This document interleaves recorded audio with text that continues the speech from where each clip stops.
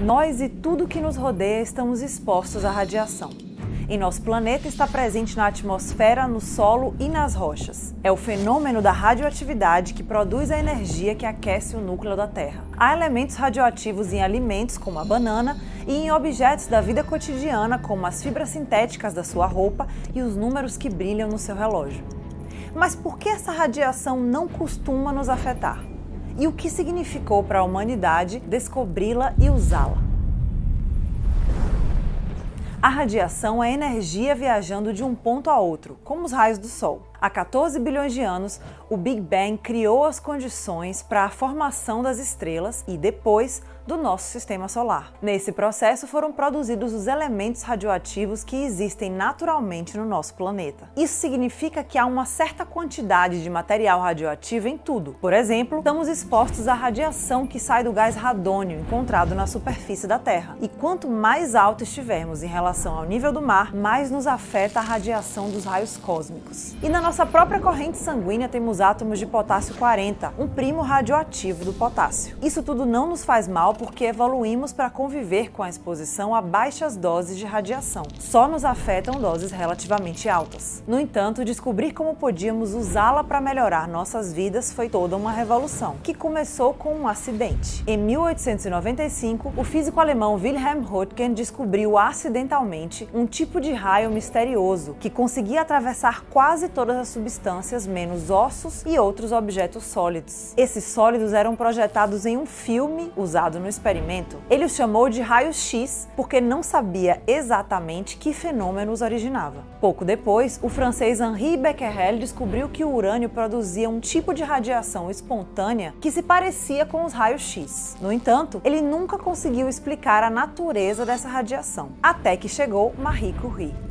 Em 1898, a física e matemática polonesa decidiu pesquisar o fenômeno em um pequeno laboratório em Paris, mesmo sem ter bolsa, salário ou filiação a uma instituição. Seu marido, o físico Pierre Curie, se uniu a ela na empreitada. Juntos, eles descobriram o polônio e o rádio, dois novos elementos que emitiam milhões de vezes mais radiação do que o urânio. Eles chamaram essa emissão espontânea de radiação de radioatividade e descobriram que ela era, na verdade, uma propriedade do átomo. Para entender isso, vamos mergulhar na composição do átomo.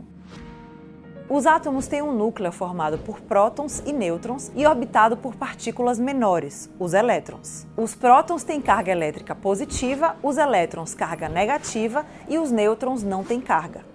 A quantidade de prótons, nêutrons e elétrons do átomo é o que determina sua natureza. Dois átomos com a mesma quantidade de prótons são o mesmo elemento, mas se tem quantidades diferentes de nêutrons, são isótopos desse elemento. Por exemplo, o hidrogênio é o átomo mais simples que conhecemos na tabela periódica, com apenas um próton e um elétron. Mas se adicionamos um nêutron a esse átomo, ele se transforma em deutério, um isótopo do hidrogênio que tem suas mesmas propriedades químicas, mas uma massa diferente.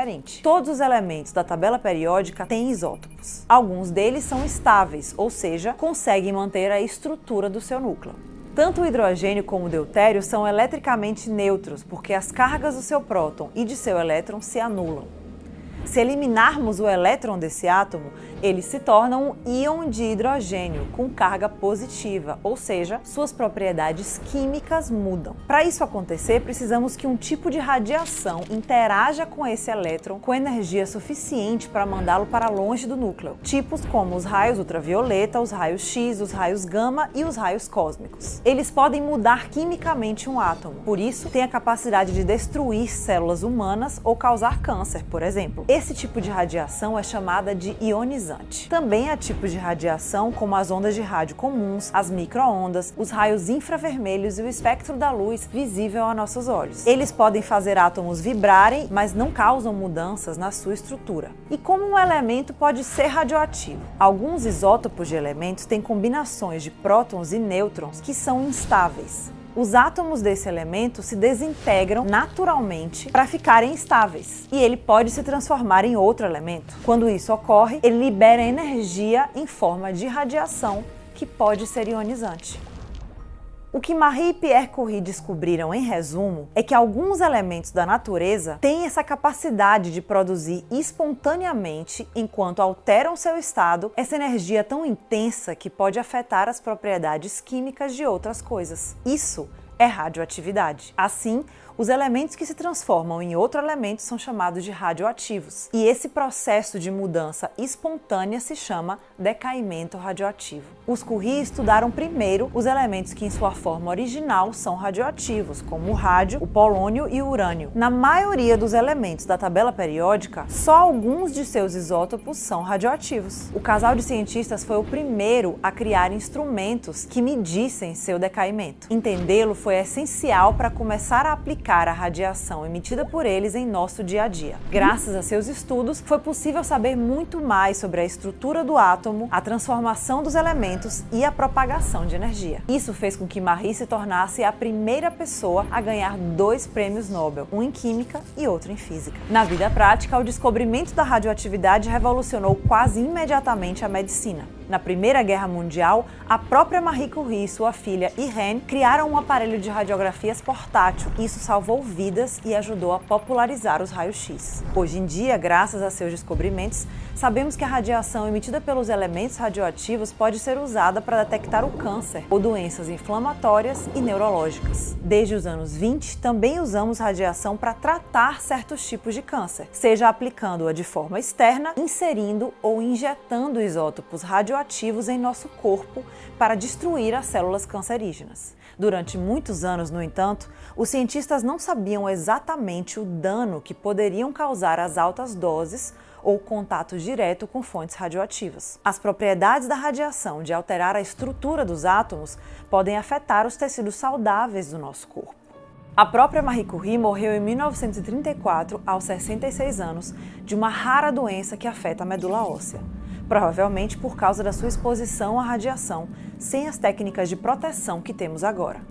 Por isso, mais de 60 anos depois de sua morte, os restos de Marie e Pierre Curie foram transferidos a caixões de chumbo na França, e até hoje seus cadernos só podem ser consultados usando proteção.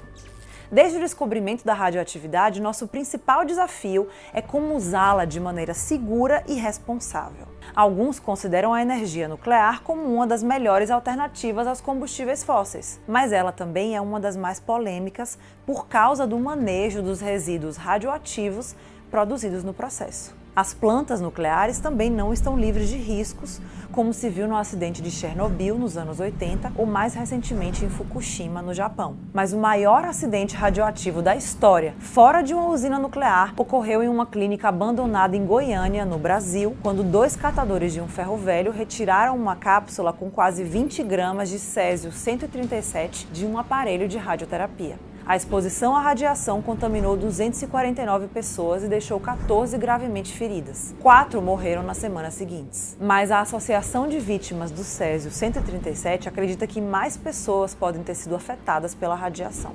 Para muitos, as bombas de Hiroshima e Nagasaki são o legado mais terrível do avanço científico causado pelo descobrimento da radioatividade.